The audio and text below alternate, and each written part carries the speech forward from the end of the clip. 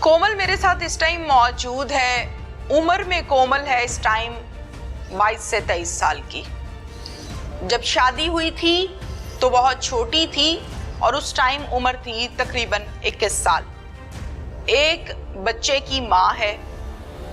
शौहर ने क्या किया, वो शख्स जिसके साथ वालिदैन निकाह करके ये तसल्ली करते हैं कि अब ये इसका मुहाफिज है, उस मुहाफिज ने अपनी औरत के साथ क्या किया और पुलिस ने क्या किरदार अदा किया। ओकाड़ा तहफ़्फ़ुज़ मरकज़, पुलिस तहफ़्फ़ुज़ मरकज़ का करैक्टर क्या रहा पिछले दिनों में, ये भी आज की स्टोरी में डिटेल के साथ आपको दिखाएंगे। और रिटायर्ड कैप्टन मंसूर अमान साहब क्या कहते हैं इस हवाले से, जो कि एज अ DPO ओकाड़ा में अपनी जिम्मेदारियों को सरअंजाम दे रहे हैं, उनका क्या कहना है। कितने बच्चे हैं? एक बेटी है। एक बेटी है। कितनी सी है? 1 साल की। 1 साल की है। हाँ जी। किसके पास छोड़ के आए हो? अम्मी के पास। अम्मी के पास। रोना नहीं है, सारी कहानी बतानी है। जो होना था वो हो गया। पुलिस ने क्या किया, शौहर ने क्या किया, जालिम समाज ने क्या किया, ये सब मैं आपसे सुनूंगी और मैं आपकी बातें सुनने आई हूँ। ठीक है ना जी। आप मेरी छोटी बहन है, बच्ची हो, अल्लाह खैर करेगा। जो भी मसले मसाइल हुए अल्लाह ने उसमें से आपको निकाला। शौहर के साथ कैसी जिंदगी गुजर रही थी? मैम शुरू में जब शादी हुई, शादी से पहले जब के मांगी गई थी, बहुत केयर करते थे मेरे ससुर। मेरे ससुर बहुत ख्याल करते होते थे। सोई होती थी ना छत पे, आप बीच सुबह 6 बजे सूरज सर पे होता है। अगर 6 बजे मैंने नहीं उठना ना तो ससुर ने छत पे आना है, तार पे खेस टांगना है कि धूप आ रही है। इस हद तक मोहब्बत करता था, जिताता था कि मुझे बहुत अच्छी लगती है, मेरी जान से प्यारी है। तो ये तो अच्छी बात है ना। अच्छी बात थी ना पहले जब एंगेजमेंट हुई थी तब। जिस दिन मेरी शादी हो गई, मैं शादी से पहले जॉब करती थी फैक्ट्री में एज अ सुपरवाइज़र। ठीक है। तो पहले तो कहते कि हमें कोई मसला नहीं है, फैक्ट्री में जॉब करने वाला बंदा बदनाम नहीं होता, लोग करते हैं। पहले तो बहुत कहता होता था कि नहीं ऐसा कुछ भी नहीं है, मेरे लिए ऐसे जैसे दूध पाक हो। बहुत इज्जत करता था, तारीफ़ करता रहता था। जब शादी हुई, शादी का भी 3रा दिन था। सुबह मैं सो रही थी तो 6 बजे झाड़ू लगाना शुरू हो गया। 5 बजे का टाइम है रूम में। शादी का 3रा दिन था? 3रा दिन था। अच्छा। सोई हुई थी तो जब मैं उठी शोर सुन के तो मैंने बोला कि बूजी क्या बात है। तो कहते जब फैक्ट्री जाती थी जब तो 4-4 बजे उठती थी और अब घर है टाइम से सो जाती है। वो काम पे नहीं, घर के काम नहीं करने होते। तुम्हारे लिए तुम्हारे बाप ने तुम्हारे साथ मुलाजिम भेजी है।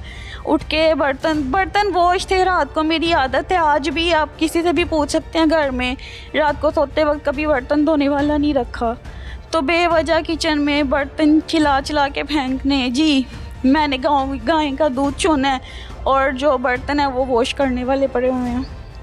फिर आहिस्ता आहिस्ता अपनी रूटीन पे आ गया। फिर एक दिन ना उसने ना अजीम को कहा कि ये लड़की ऐसे है, ये वैसे है। वो पहले भी शादीशुदा था और उसको भी जब 3 माह हुए प्रेगनेंसी को उसको भी निकाल दिया।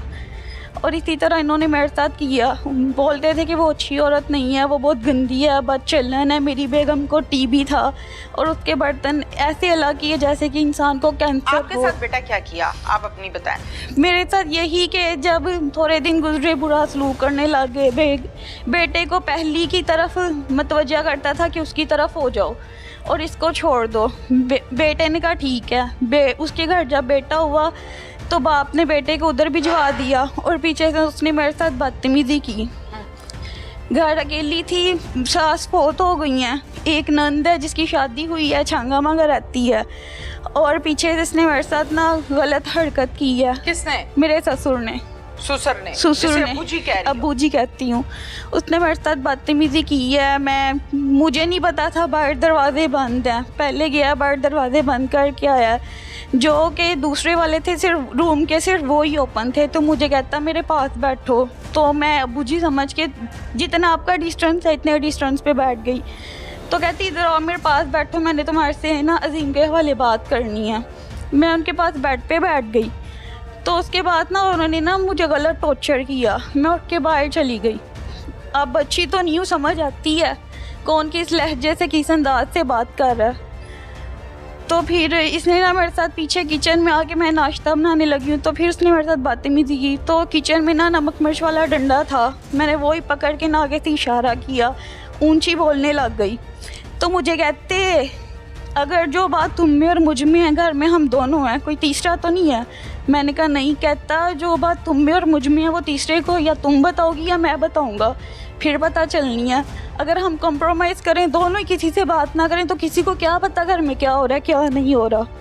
मैं तुम्हारे नाम ये घर लगाऊंगा, जितना सोना कहोगी मैं तुम्हें डाल लूँगा, तो तुम मुझे खुश रखा करो। उसने मेरे साथ ये बात की। तो मैंने बोला आगे में जाए हर चीज़, मेरे लिए मेरी इज्जत सबसे आगे है। मैंने छोड़े सारा कुछ, तो जाने लगी। तो कहता हम सही औरत की बेटियाँ दो तलाक याफ्ता हैं, और माँ को ना बेटियों के गम से अपाहिज जो हुआ है, फालिज हो गया, माँ से उठा नहीं जाता। तो कहता है उसकी माँ का हाल देख रही हो, ऐसे ही तुम्हारी माँ का हाल हो जाएगा तुम्हारा गम सुन के कि बेटी को तलाक होगी। कहता है मैं जो चाहूँ ना अपने बेटे से करवा सकता हूँ, मैं अभी चाहूँ ना अभी कि तुम्हें घर से धक्के मार के निकाले तो निकाल देगा। उसने वो करना है जो मैंने उसको कहना है। मैंने कहा अगर मेरी माँ को हो गया ना फालिज तो कोई बात नहीं, बोला कि लंबी आप लोगों की लड़ाई बहस हुई होगी ना। फिर आपने इस बात के बारे में अपने शौहर को बताया? जी बताया। उसने कहा तुम्हें तो अच्छा ही नहीं लगता, बकवास करते हो, तुम दफा हो जाओ, आज के बाद मेरे साथ इस लैब बारे में बात ना करना। अपने वालिदैन को बताया? अपने वालिदैन को बताया। मेरे वालिदैन हो गए थे एग्री मेरी डिवोर्स के लिए। फिर डिवोर्स ली? नहीं ली, डिवोर्स नहीं ली। उससे पहले उसने उसके कान भरे, उसने मुझे धक्के धुक्के दे के घर से बाहर निकाल दिया। अभी 3 माह हुए थे शादी को जब उसने मुझे घर से बाहर निकाल दिया बेवजह। जी अम्मी के घर क्यों गई थी? अच्छा फिर आगे बेटा? उसके बाद फिर मैंने 3 माह की मुझे प्रेगनेंसी थी, मैंने इनका वेट किया, अब आते हैं, नहीं आए। मैंने एक दिन इनको देखा, ये लोग ट्रक लेके आए, मेरा सामान जहेज लोड कर रहे थे। मैंने 15 पे कॉल की, इनको बोला कि मेरा सामान लेके जा रहे हैं, किसी ने कुछ नहीं किया।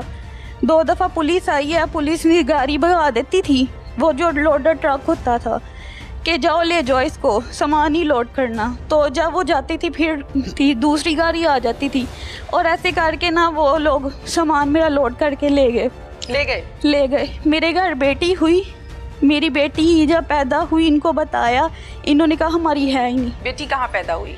अम्मी के घर। अम्मी के घर? जी। फिर उसके बाद? बड़ा ऑपरेट हुआ, मेरा कोई हाल भी नहीं पूछने आया, ना बेटी अपनी देखने आया। फिर बच्चे? फिर मैंने इन पे सामान जहेज का केस कर दिया, और हुरैन बेटी है मेरी, हुरैन फातिमा, उसका खर्चे का केस किया। जब वो डिग्री हो गए दोनों, मेरे हक में फ़ैसला हो गया, तो इन्होंने मुझे अगवा कर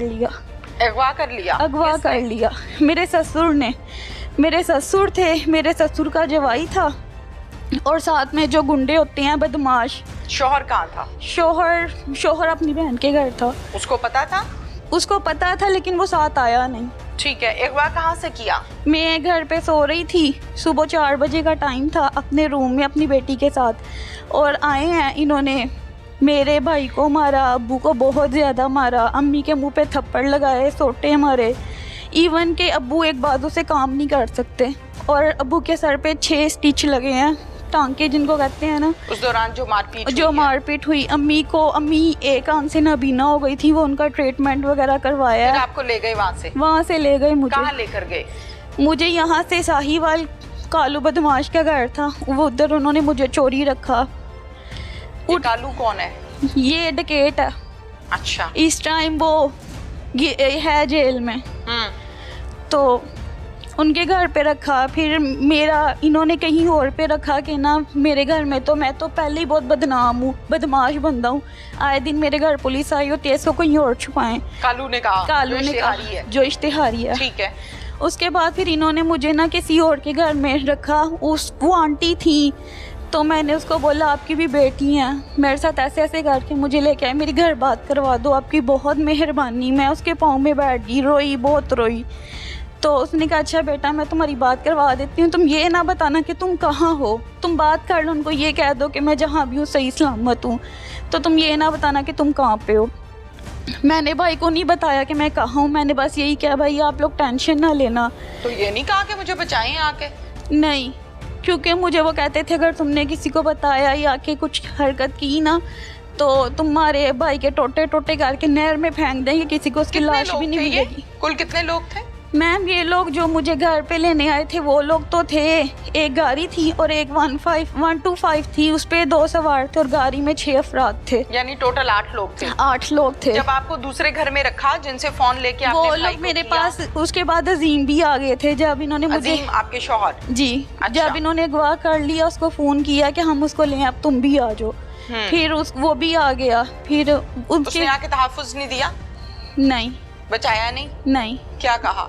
उसने यही कहा कि केस वापस ले लो तो घर बसाओ, लेकिन वो ऐसा कोई कनेक्शन नहीं था उनका घर बसाने का। वो सिर्फ ये चाहते थे कि ये केस वापस ले लो और उसके बाद हम इसके टोटे करके नहर में फेंक दो और अपनी बेटी ले लें।